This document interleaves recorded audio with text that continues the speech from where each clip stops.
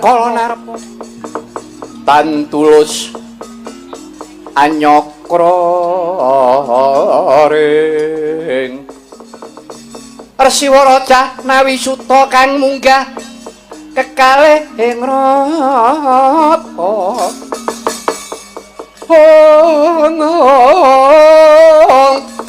tertumiyang ingkang sarotama tan warta magawe pupuhne guna sang resi Dara wah Kresna kakangku apa kaipe wonten timbalan ingkang adhawuh Kanjeng Koko Prabu pun kakang kepengin dangu kelawan Siadi Sakoron ibarat peperangan iki mung kari sak kemperangan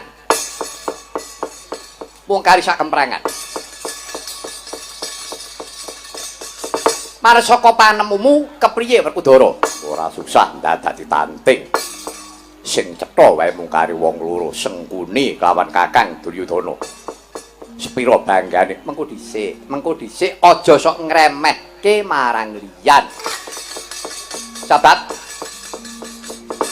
kowe senengamu rak mesti ngentengke boboting liyan peh Sengkuni rak ngono to wah sepira banggane yo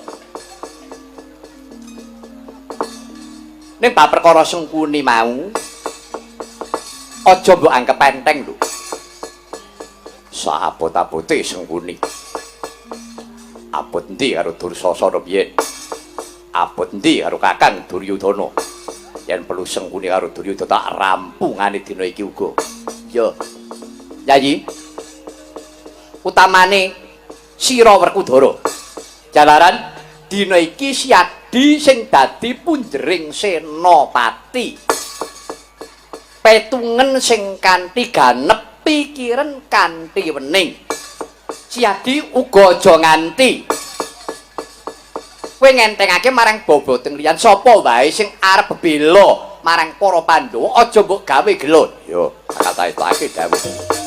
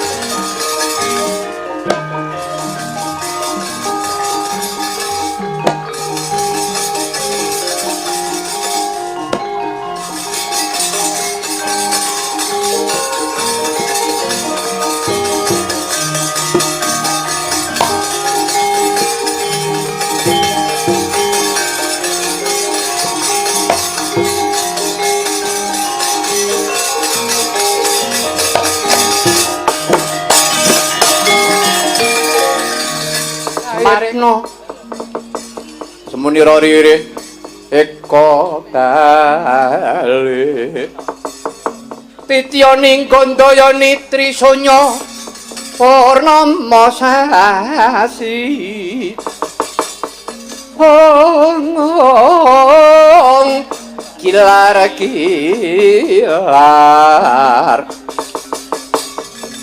kilar kilar semeti tengahing latar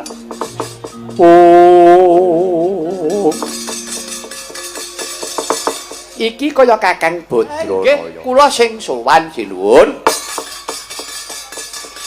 nganti anak-anakmu lawa garing Petruk Bagong nggih kula derek sowan nggih kula derek sowan nggih kula rawuh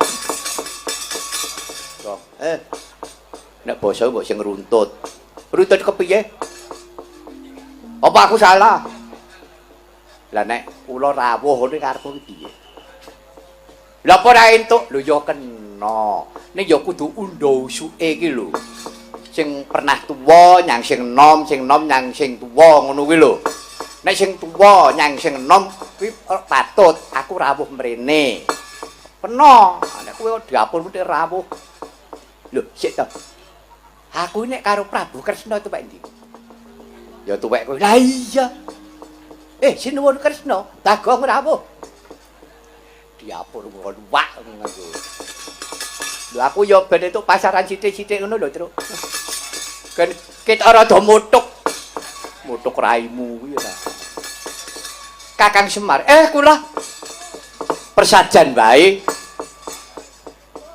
tekamu iki gawe kaget rasane ngatiku nggih nyuwun pangapunten menawi kula lepat Diagung Pangaksama Paduka sinuwun kula menika dipun utus sing ngongkon Kakang Semar kula dipun utus ingkang paman ing panggombakan Yama Widura lah diutus sapa ngaten Kyai Semar sing ngerti lelakonku karo Sengkuni iki mung kowe rikala semana kok ora eling to rikalane jaman obong-obongan bali sigala-segala rikala semana dawa diobong sing gawe jogangan kae ra aku ketemu karo garangan putih sesinglone Bathara Antaboga lah anggonku gawe jogangan kuwi dikonangi karo Sengkuni mula nganti tekan sakyahene Sengkuni iki dem-deman keling karo aku ki wis suwe wis padha prasetya besok dumadening perang gedhe Titenana Widura kowe mungsuhmu kejaba mung aku Gething keburu sengit wiwit cilik mula kuwi jaman nom-noman mula sewanci-wanci upaminipun mangke Sengkuni rumabasing pupuh jumeneng dados senopati kang paman Yama Widura sagah dados senopati mengko dhisik Kakang Semar pripun mestine Kakang Semar kudu taren lawan Ndaramu Werkudara sing jumeneng dadi senopati saiki rak Werkudara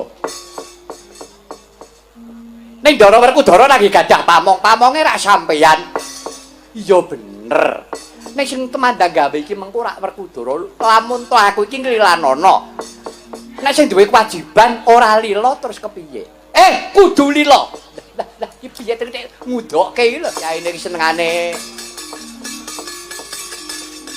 ora jane Semar iki pangkate iki apa to ya kalau melu nyelo mbok ya wis matur dikongkon ya matur apa enenge kok senengane kok merkosa Dara kakangku piye iki lho Kakang Semar kuwi mundi dawuh pengendikane Paman Widura Paman Widura ki kencan semayan karo Sengkuni iki wis suwe upamane iki upama ya yen to Paman Widura iki mengko kepengin arep ngadoni kridane Sengkuni kowe piye aku ora lila sing duwe gawe barate Werkudara Paman Widura kuwi dadi dayohe ora keneng tombok rampung ora rampung ayah niki rampunga Pandhawa Dewi aja glandang carang saka pucuk ning napa dayohe melu nyumbang ya ora entuk lambemu ki men ngoto Gong kok ya melu nyelo-nyelo ya ngarep dewangi kok ya ora gelem ya Tru Ya nek diwangi kowe ini ya mesti gagi-gagi. Ndara Kudara beda karo liyane. Yayi. Si Adi rak wis tak paringi dawuh nalika ing ngarep. Sapa wae sing arep bela tresna karo Pandhawa. Iki kudu mbok paringi dipalilah lilanana. Yen to kanthi Paman Widura cilik loro gedhe temekaning pati. Wong perang kuwi petunge rak mung loro, nek ora menang ya kalah, nek ora urip ya mati. Nek ngantek Yama Widura niku gugur enten palagan niku mboten salah sampeyan. Niku salahe sing kepengin jumeneng dados senopati, ngeten. Aku ora diluputake, mboten. Aku ora dosa, mboten. Mungkin enten dosane ben di sandang Bagong. Brek. Mangsane Bagong kepiye? Wis perkara kono kok ngunduh tanggane ya, Tru. Mulane kuwi. Yo Kakang Semar, muga-muga wae. Paman Widura malah aja nganti kebranang penggalihe. Bisa nyirep kebrananging penggalih. Jenenge wong niku nek sengit pun gething niku digawa mati, ngaten. Ya pun mboten dados menapa pun. Niki mangke duga prayoga enten bendanipun Ndara Werkudara, Ndara Arjuna. Ya Kakang Badranaya. Mangsi burunga menika mangke ambok bilih ingkang Paman Widura rawuh.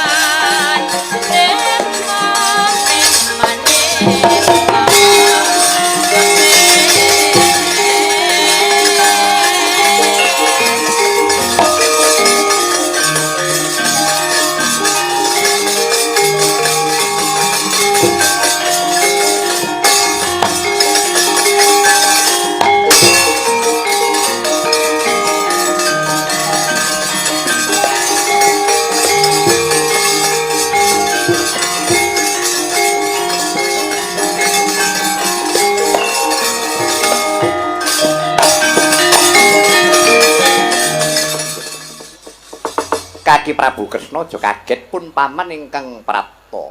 Paman Widura pangabekti kula katur. Iya, pangabekti nira dak tampa ndadekake sukarna rasaning atiku.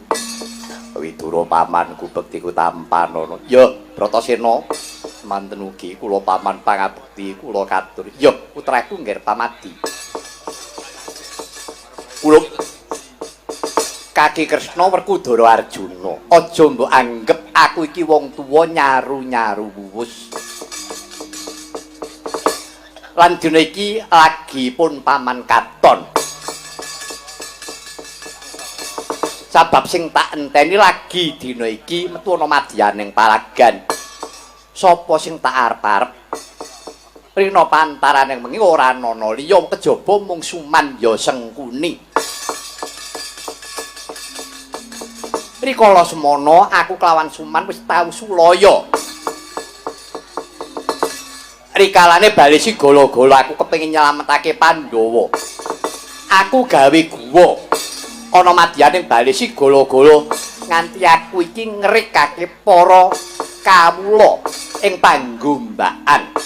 Nganti lelakon kuwi kedenangan dening Sengkuni. Mestine Werkudara ya isih kelingan lelakon kuwi. Wah, ya aku eling. Rikala semana malah aku dituduhake diwenehi dalan dilebokake menyang jroning guwa wujuding garangang putih. Ora liya Bapanta buga rikala semana. Lah iya, mula kang saka kuwi nggih Kaki Kresna Werkudara Janaka lilanana pun paman. Aku tak netepi prastya lati lan pakarti nyawiji ucape batine tumindake padha. Yen wani aja wedi-wedi, yen wedi aja wani-wani. Yen to Sengkuni dadi senopati yen ora tak pethukake dianggep Widura kuwi wong jirik. Widura bapakku. Piye Werkudara? Nganti kowe keturunan cilik lara gedhe nganti tepekaning pati. Werkudara aja nyumelangake bab perkara patiku. Upamane pun paman nganti gugur ana madyaning palagan aku mbela marang bebener. Sing tak bilani para Pandhawa. Najan kepiye wae jagat wis nekseni. Sengkuni kelawan Widura kudu dadi mungsuh. Mula suwanci-wanci mengko Sengkuni metu ana madyaning palagan Werkudara Janaka kabeh padha menenga. Mengko tak tandangane dhewe.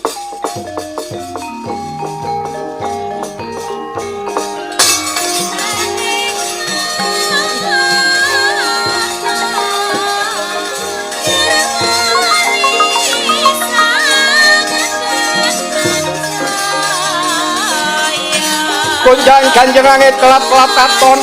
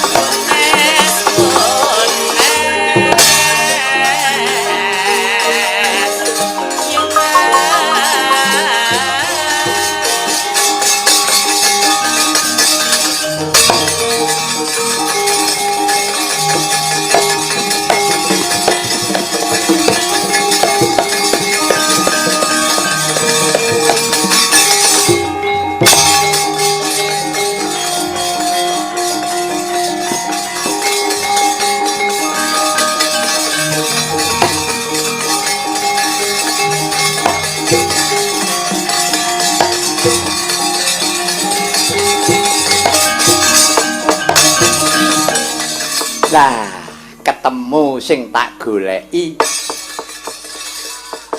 Kowe Widura, iblis lanat Suman. Pancen wis pirang-pirang taun nggonku kepingin bakal ngetokke pengunek-unek rasane atiku. Iki ana jroning Baratayuda nadyanto perang kuwi kejem, perang kuwi wengis. Nanging wis dadi prasetyaning Widura. Semono uga kowe rikala semana uga prastya janji tetandingan jurit karo aku. Yen mung para Pandhawa yalah tak anggap kecil. Sing tak arep-arep kejaba mung kowe Widura. Saiki kowe wis nganggo sandangan kaprajuritan, sandangan kasenopaten. Semono uga aku. Iki mung kari netepi marang prastyaning prajurit. Ayo petunge mung kari loro. Sing mati aku apa kowe Sengkuni? Aku mati aku ya wis rila lega lahir terus sing batin. Nanging yen aku wis ngerti wis nyemurupi wis bisa nyoba marang kastenmu. Bagus yen pancen bagus tatanen atimu Yama Widura. Pening ciptamu. Kowe pamita karo dewamu dina iki yen aku sing bakal nguntapake balimu marang luka baka kowe.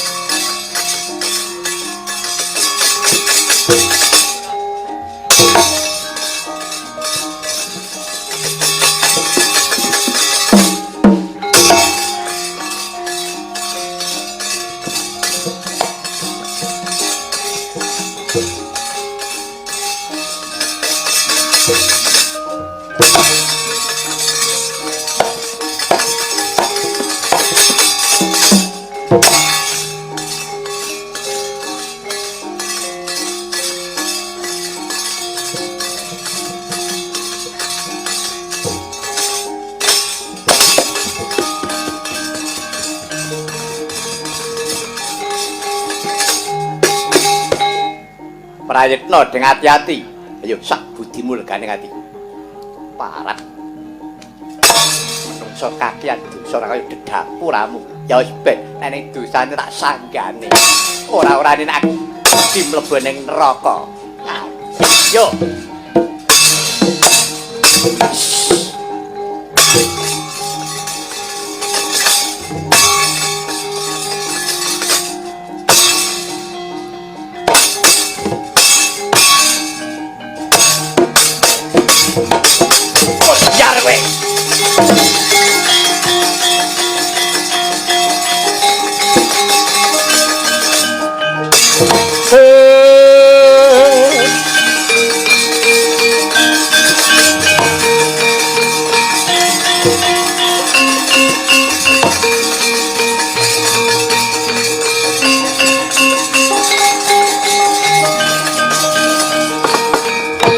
Suramrata, Jayamrata, yo Widura.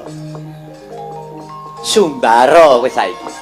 Dek cek enom nyumbari karo aku. Karo nugel gulu nyatane ketiban pusakaku. Kelakon glimpang tangkemu. Pandhawa, lho pakmu cilik mocat.